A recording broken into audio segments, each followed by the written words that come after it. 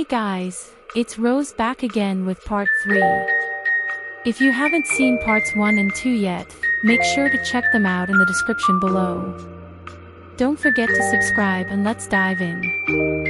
The story opens with Jain inquiring about Lisu's destination, to which she replied that she was headed to the church. Jain proposed they all go together, but Dawn interjected, questioning why he wasn't prioritizing work instead. Jain pointed out that there were no customers to serve, but Dawn threatened to fire him and leave him homeless. However, Dawn quickly revealed that he was a Buddhist. Lisu wondered if he had followed a religion before losing his memories, and Jain asked him what religion was.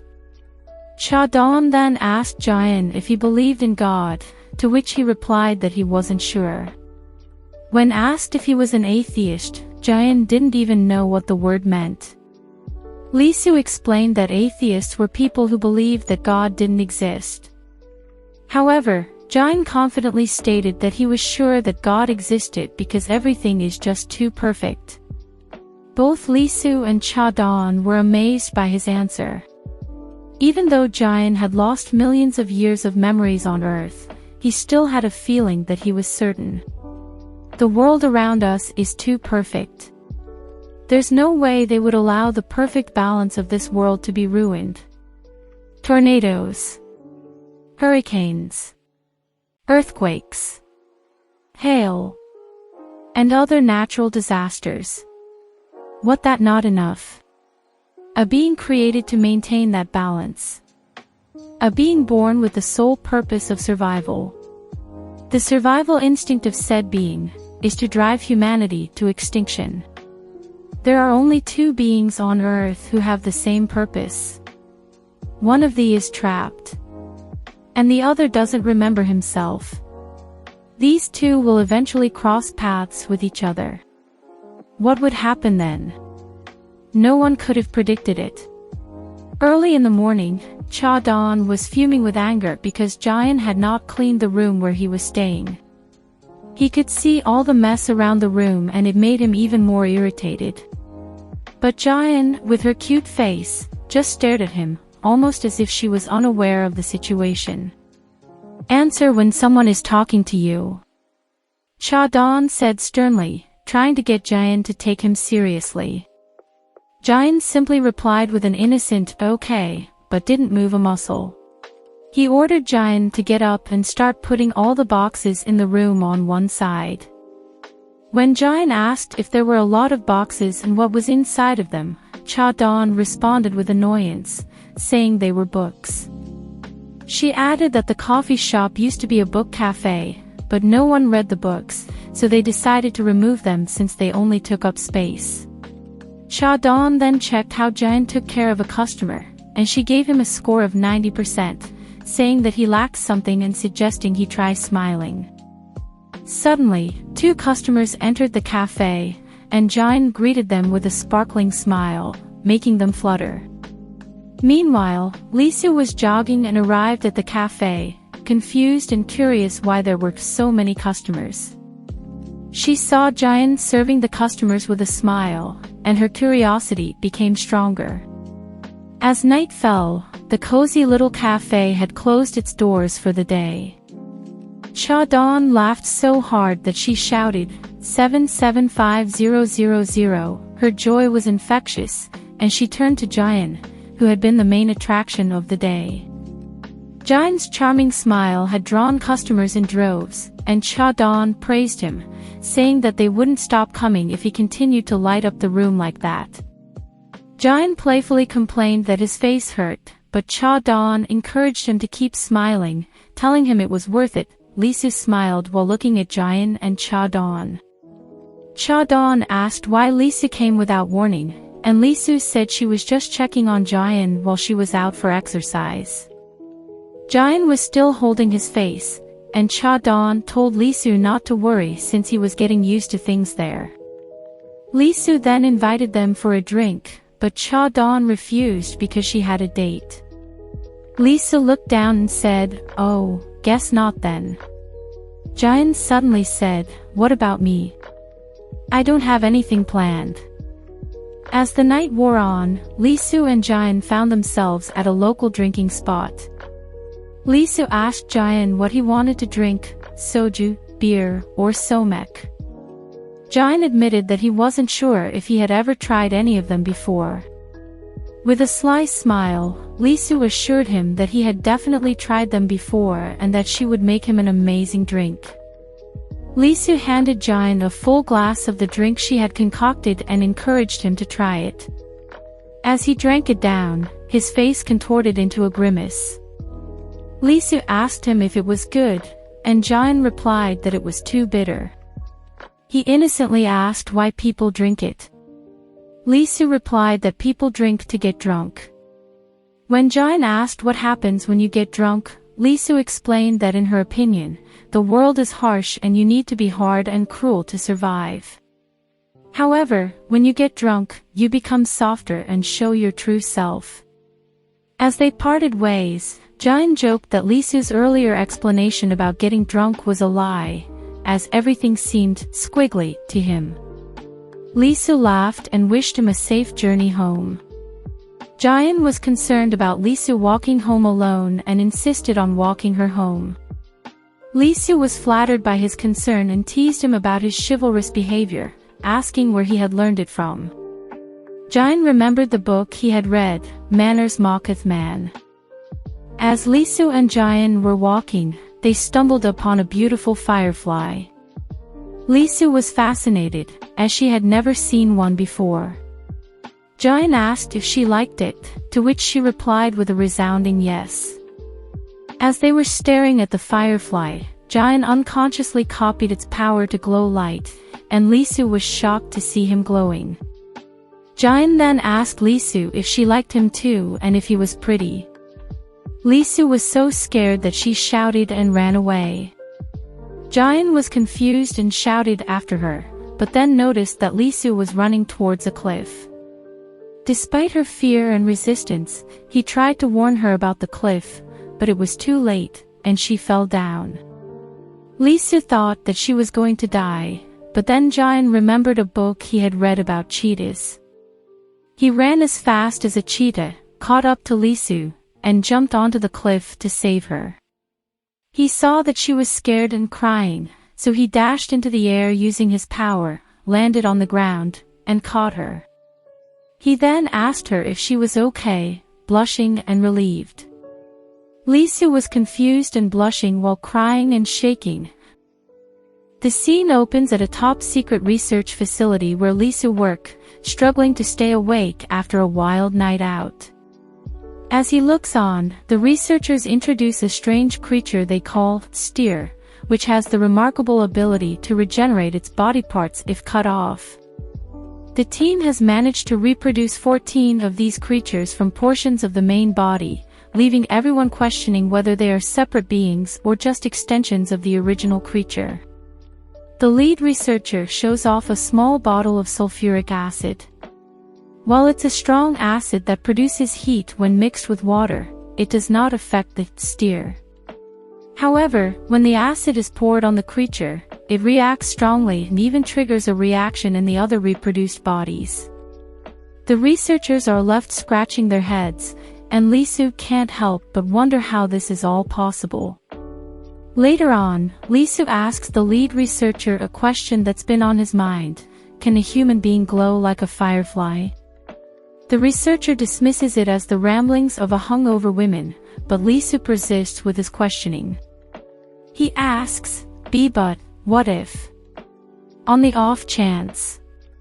What if someone capable of that existed? The researcher's response is chilling. If someone possessed such abilities, they wouldn't be human, but rather a research subject. And we found ourselves at the cafe, Lisu staring and observing Jain from a distance. Suddenly, Jain noticed Lisu outside and happily waved his hand with a bright smile. Lisu couldn't help but wonder where Chadon was.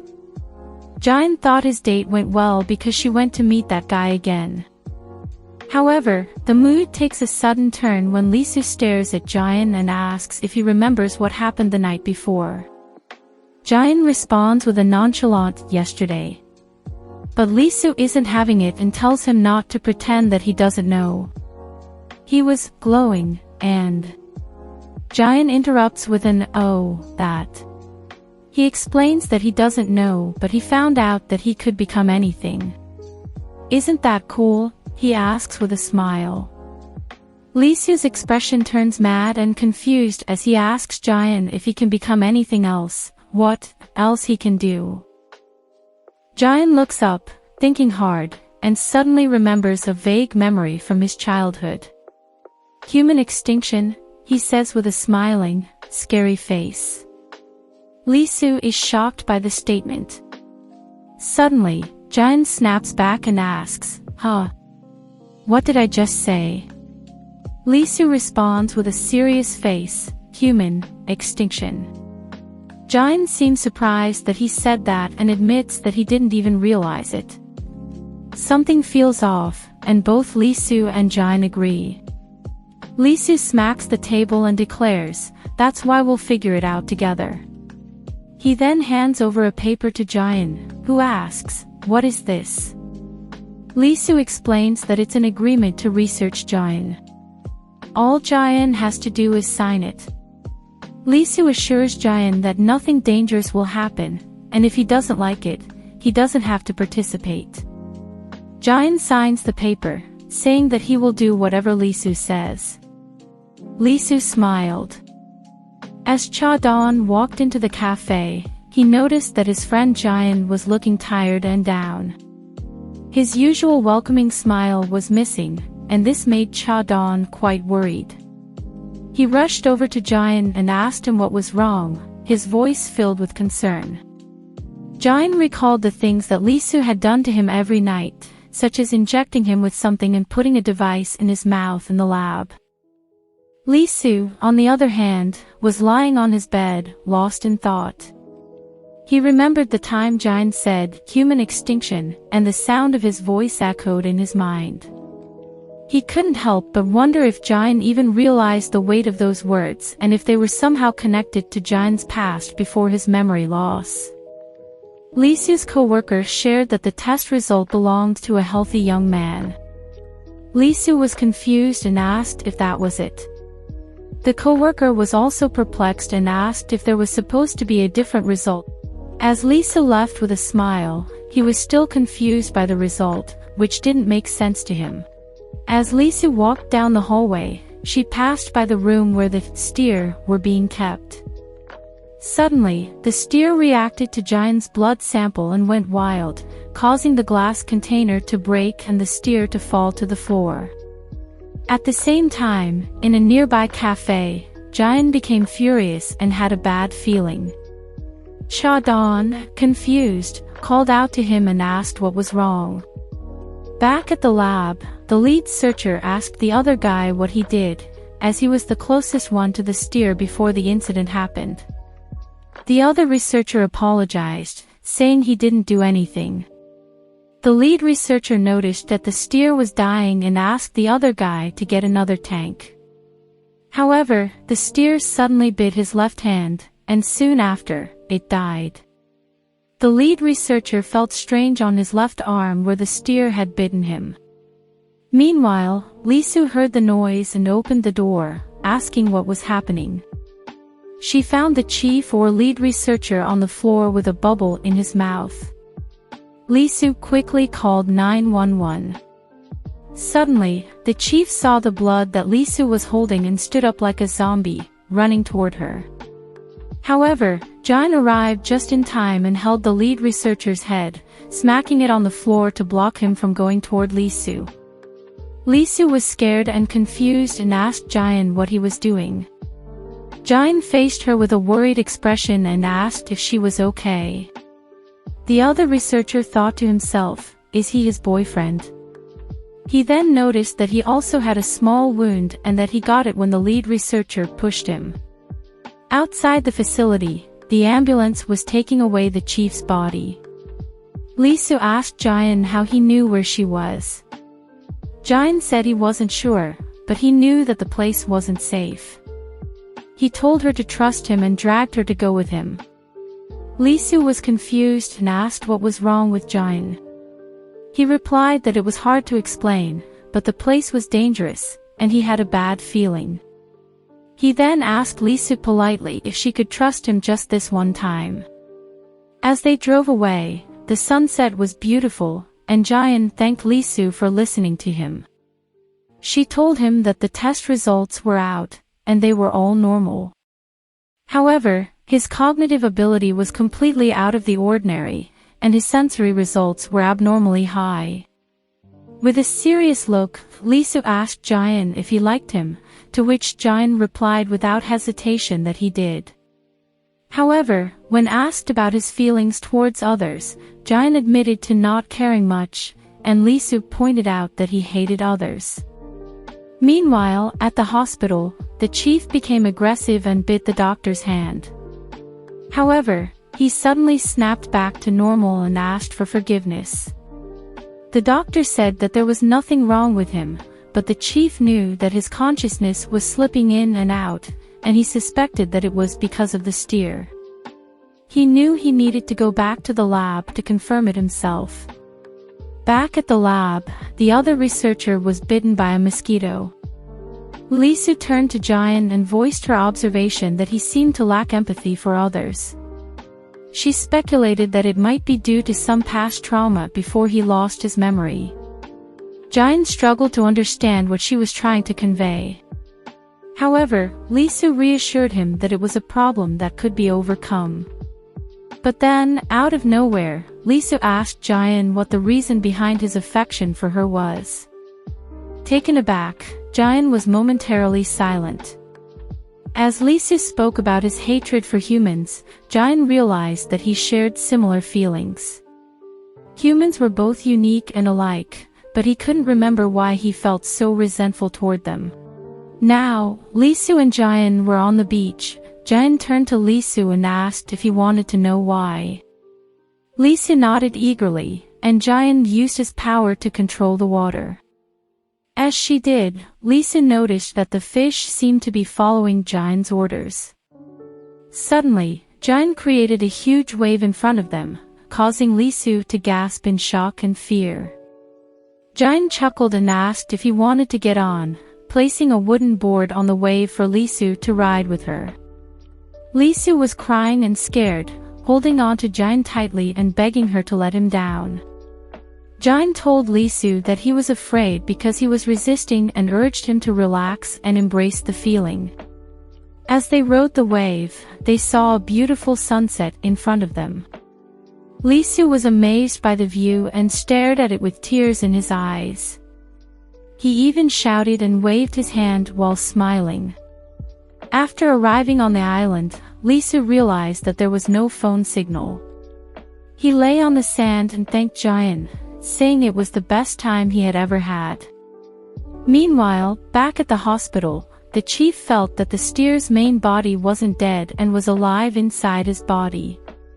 He felt 247 that connected with him, and it was starting to increase. Lisu then spoke about the possibility of human extinction, and how Jain was capable of it, making him like a walking nuke. Lisu reassured him that she was his guardian, and her role was to prevent him from making such choices. She explained that her work was to protect the beautiful world around them. Jain added that if she protected him, she was protecting the world. He also mentioned that he didn't know if her memories would return, but he would never ruin the world that Lisu was trying to protect. This time, he would protect her for sure. Thanks for tuning in and watching this video, guys. I hope you enjoyed it. If you have any suggestions or ideas for future videos, feel free to leave them in the comments below. Don't forget to subscribe to my channel and hit the notification bell to stay updated on my latest content. Until next time, take care.